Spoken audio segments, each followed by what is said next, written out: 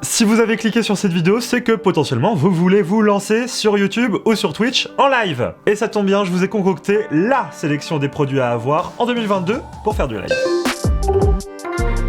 Bon, déjà pour vous dire, on va pas parler des produits les plus chers du marché, je vais essayer justement de vous faire une liste assez abordable, le meilleur rapport qualité-prix qu'on peut trouver quand on veut faire du live. Allez, on commence avec l'objet qui va vous filmer lors de vos lives, la webcam.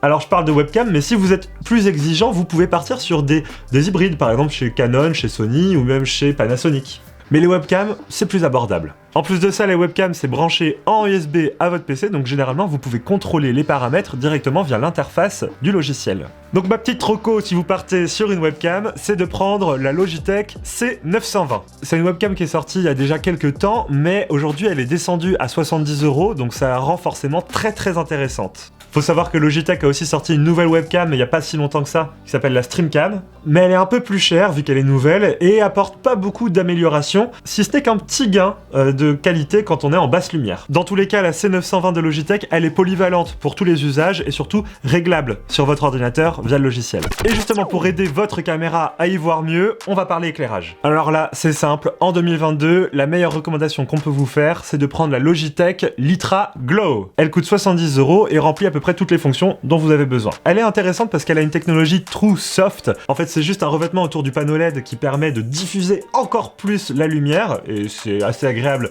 quand on stream, mais c'est aussi agréable pour la carnation. Et en plus de ça, il y a le logiciel de Logitech qui permet de faire tous les réglages sur votre ordinateur. C'est le top, ça, si vous avez besoin de faire des réglages pendant le stream, d'ajuster plus ou moins fort la luminosité selon votre utilisation. Bon alors, point important pour votre stream, le décor. La plupart du temps, un fond vert, ça fait l'affaire. Allez pas vous faire avoir à aller acheter des fonds verts à 200, 300, 400 € sur internet. C'est vrai que souvent, ils offrent forcément une toile très tendue et c'est pratique parce que les fonds verts, plus ils sont tendus, plus c'est efficace en termes d'incrustation. Mais pour commencer, ne vous embêtez pas avec tout ça. Allez sur Amazon et prenez le fond vert à 25 €, la base de trépied, un drap vert, vous le tendez bien au sol avec des livres ou des chaussures, et basta, vous avez un fond vert pour pas cher. En tout cas, vous prenez pas la tête avec le fond vert, ça fera l'affaire, le drap et les trépieds. Juste, faut bien l'éclairer. Bah oui, parce que quand je dis qu'il faut bien l'éclairer, il s'agit pas juste de se mettre devant avec la lumière qui fait une ombre projetée de notre corps sur le fond vert. Ça marchera pas. Donc faites attention à bien vous distancer du fond vert et faire en sorte que la lumière naturelle de la pièce va éclairer le fond vert à l'arrière de vous. Si vous avez un peu de budget, vous mettez 2 panneaux LED pour l'éclairer et vous serez au max. Après, si vous n'avez pas de fond vert, pas de souci, vous vous faites un petit décor chez vous tranquille avec pourquoi pas quelques petites lumières colorées. Vous en trouvez des pas chères sur Amazon aussi. Et ça fera très bien l'affaire. Petit conseil, restez sur une ambiance assez sombre avec des touches de couleurs à droite et à gauche. Ça fait toujours son petit effet. Bon, il faut bien avoir du son sur le live stream. Donc, très important, le micro. Ce qu'il faut savoir, c'est que c'est un micro qui sera forcément en proximité. On vous déconseille de prendre un micro perche ou un micro canon qui serait un peu loin ou sur la caméra. Le micro qu'on vous conseille donc, c'est le Bird UM1 à 59 €. À ce prix-là, vous allez avoir un son qui est plutôt chaleureux pour votre voix et une qualité de fabrication qui est franchement très honnête. C'est le meilleur rapport qualité-prix qu'on peut trouver aujourd'hui. Après, si vous voulez aller plus loin au niveau du son, vous pouvez prendre des micros comme ceux-là, qui sont des Shure, et là, forcément, ça coûte un peu plus cher, on monte plus dans les 200, 300 €. Mais le Bird UM1 fera amplement l'affaire si vous commencez. Alors avec ce matériel là, maintenant vous pouvez streamer. Si ce n'est qu'il vous faut le logiciel pour streamer. Oui, parce que si vous savez pas comment fonctionne le système du stream en général, en fait on a des plateformes comme YouTube, Facebook ou même Twitch. Et depuis ces plateformes là, en fait on ne peut pas forcément streamer, même si maintenant avec le smartphone on peut le faire. En fait le système qui a été mis en place, c'est qu'on a des logiciels de stream qui vont envoyer le flux directement au diffuseur. Et via ce logiciel là, vous allez créer une interface, par exemple mettre vos habits, créer un fond vert, etc. Vous connecterez le logiciel à la plateforme de diffusion, et bam, ça fait des lives. Donc il y en a un qu'on vous conseille et vous avez sûrement dû le voir passer si vous vous intéressez un peu au stream, c'est OBS. Ne vous embêtez pas avec Streamlab, avec XSplit ou avec quoi que ce soit, OBS c'est vraiment la base. Donc à partir de là, vous allez avoir une multitude de tutos sur internet et surtout beaucoup de plugins gratuits. Et c'est avec ces plugins là que vous allez pouvoir enrichir vos lives. Par exemple, mettre des habillages spécifiques, faire des transitions animées, ajouter des effets de voix ou même des bruitages. Enfin bref, il y a plein d'utilisations avec OBS parce que c'est un logiciel qui est open source, donc on peut venir ajouter ces petites briques qu'on trouve sur internet pour pouvoir amplifier un peu les fonctionnalités du logiciel. On vous met d'ailleurs dans la description un petit tuto pour bien commencer sur OBS. Voilà les amis, avec ça, vous êtes parés, vous pouvez pouvez commencer à faire un live de manière efficace, propre et esthétique. J'ai quand même quelques petits conseils supplémentaires à vous donner. Supplémentaires, mais quasi indispensables quand même, donc écoutez bien. Très souvent on me demande quel est l'ordinateur idéal pour streamer. J'ai envie de vous dire, si vous avez déjà un ordinateur, qu'il soit portable ou en tour, essayez de streamer avec celui-ci. Peut-être qu'il fera l'affaire ou peut-être qu'au contraire il va ramer, et auquel cas là vous saurez s'il faut changer d'ordinateur. Dans tous les cas, si vous comptez investir dans un ordinateur par rapport au stream, il y a un minimum à respecter aujourd'hui en 2022. Déjà, prenez une configuration de processeur au minimum Core i7 ou Ryzen 7, avec ça vous serez bon. Vous couplez ça à 16 Go de RAM minimum, prenez pas 8, prenez pas 4, allez sur du 16, et la carte graphique. Si vous faites du jeu vidéo, c'est important, prenez une 2060 au minimum, et après tout au-delà chez Nvidia.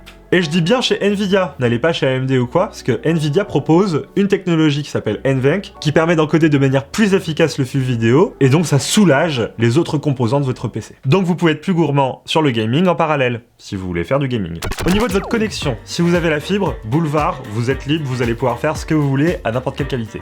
Par contre, si vous n'avez pas encore la fibre chez vous, ça arrive souvent en France, on vous conseille d'aller faire un test débit, vous cherchez sur internet test débit, et vous allez regarder la qualité d'envoi, d'upload, de votre box internet. Chez Frandroid, on vous conseille un minimum de 10 mégabits par seconde pour pouvoir commencer à streamer. Mais attention, avec 10 mégabits par seconde, c'est vraiment le minimum. Mais si vous êtes dans une maison avec 5 utilisateurs qui vont poster des snaps, poster des trucs sur YouTube ou même sur Instagram, ça va pomper un peu sur ces 10 mégabits. Donc si vous êtes vraiment pile poil à 10 mégabits, dites à tous vos colocs n'utilisez plus internet pour ce soir, je stream. Allez, autre conseil, le Stream Deck. C'est vrai qu'on en entend beaucoup parler quand on veut faire du live. D'ailleurs, j'en utilise un au quotidien dans mes lives. Alors le Stream Deck, c'est vendu par Elgato. Il y en a à 80 € pour les petits formats, jusqu'à 250 € pour les grands formats. C'est pratique. C'est pas essentiel, mais c'est juste pratique. En fait, ce sont des touches sur lesquelles vous allez pouvoir faire des raccourcis. Par exemple, sur cette touche-là, je monte l'éclairage. Sur cette touche-là, je crée un habillage événementiel qui va dire merci de vous être abonné, etc. En gros, c'est plein de touches qui vont vous permettre de changer de caméra, d'ajouter du son, mais c'est pas indispensable. Voilà, faut le savoir, mais c'est pratique. Pas indispensable, mais pratique. À vous de juger. Ensuite, quand vous ferez un stream, vous allez voir, vous allez vite avoir besoin d'un retour son. Soit le jeu auquel vous jouez, ou soit les gens avec qui vous parlez, si vous êtes en conversation Discord ou quoi. Pour ça, on vous conseille d'avoir un casque avec un micro, et on a le casque qu'il vous faut. Il est sorti il y a quelques années, mais c'est encore un excellent bon plan. Il est maintenant à 50 €, et c'est le HyperX Cloud. Alors peut-être que vous avez déjà vu ce casque, parce que c'était un basique il y a quelques temps, et aujourd'hui, vu sa baisse de prix, on trouve que c'est vraiment le meilleur rapport qualité-prix à vous conseiller, si vous voulez mettre pas cher et avoir un bon retour son et un bon micro. Allez, conseil suivant, cette fois-ci c'est sur la chaise sur laquelle vous allez vous asseoir. Est-ce qu'avoir une chaise gaming c'est si important que ça? Eh ben non, ça coûte juste cher et c'est pas si important. C'est important pour votre assise d'avoir une bonne chaise, mais c'est pas si important que ça d'avoir une chaise gaming en soi. Même attention, petit warning, les chaises gaming, ça peut venir monter très haut derrière votre tête pour le confort, mais c'est pas très esthétique en live. Et puis encore pire, si vous avez un fond vert, ça va venir faire un peu pâter autour de vous, enfin, c'est pas très recommandé. Donc au niveau des chaises, rien d'impératif, vous prenez la chaise qui vous convient. Voilà, c'est tout. Autre petite astuce, c'est le deuxième écran. Franchement, je vous conseille vraiment d'avoir un deuxième écran à côté de l'écran principal de votre ordinateur. Ça va vous permettre de mettre l'interface OBS sur ce deuxième écran